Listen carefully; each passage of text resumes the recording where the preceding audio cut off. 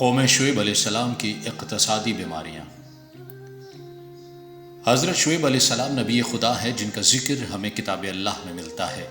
دیگر انبیاء کی طرح حضرت شعیب علیہ السلام نے بھی اپنی قوم کی اصلاح کی، اپنی قوم کو توحید کا پیغام دیا اور ان میں پائے جانے والی معاشرتی بیماریوں سے بھی دور رہنے کا درس دیا۔ دعوت توحید کی جانب اپنی قوم کو متوجہ کرتے ہوئے فرماتے ہیں، اے قوم، یکتا و یگانہ خدا کی پرستش کرو کہ جس کے علاوہ تمہارا کوئی معبود نہیں۔ اس وقت حضرت شعیب علیہ السلام کی قوم میں ایک بیماری موجود تھی جسے اقتصادی بیماری کہا جاتا ہے۔ اہل مدین کے لوگوں میں اقتصادی بیماری بہت حد تک رائج تھی اور اس بیماری کی وجہ شرک اور بت پرستی تھی۔ یہ قوم لوگوں کے حق غصب کرتی تھی، کم فروشی کر کے فساد پھیلانے کو معمولی بات سمجھتی تھی، ناپ تول میں کمی کرنا، مال کی بنا پر لڑائی جھگڑا کرنا۔ خلاصہ یوں کیا جائے کہ مال و دولت کے لیے لوگوں کی حیثیت، عزت اور جان کے تقدس کا خیال یہ لوگ نہیں رکھتے تھے۔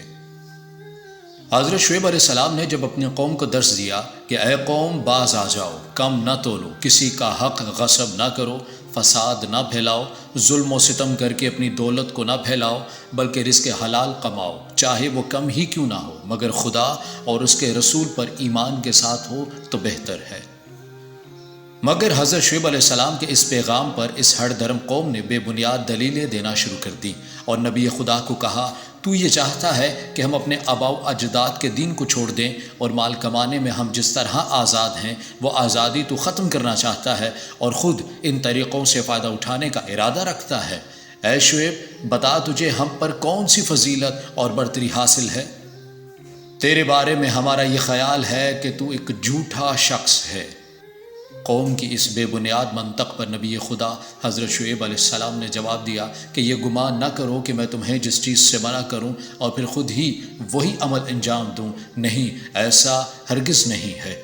میرا صرف ایک مقصد ہے اور وہ یہ کہ اپنی قدرت اور استطاعت کے مطابق تمہاری اور تمہارے معاشرے کی اصلاح۔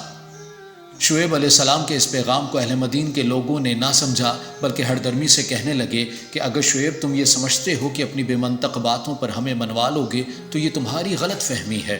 تم اپنے قبیلے کے بزرگوں میں شمار ہوتے ہو، لیکن جو تم ارادہ رکھتے ہو اس کی کوئی قدر و منزلت ہماری نگاہ میں نہیں۔ اگر تمہارے قبیلے کا احترام نہ ہوتا تو ہم تمہیں بدترین طریقے سے قتل کر دیتے، اس لیے اپنے آپ کو زیادہ نہ تھکاؤ۔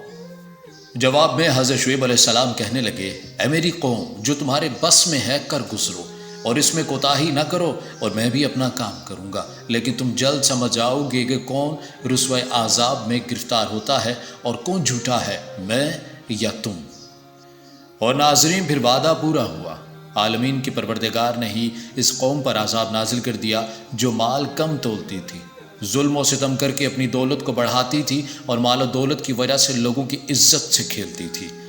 آسمان سے ایک پکار گونجی جس کی شدت اتنی تھی کہ قوم شعیب کے لوگ اپنے گھروں میں منہ کے بل جا گرے اور مر گئے اور ان کے بے جان جسم در سے عبرت بن گئے اور ایک مدت تک وہیں پڑے رہے۔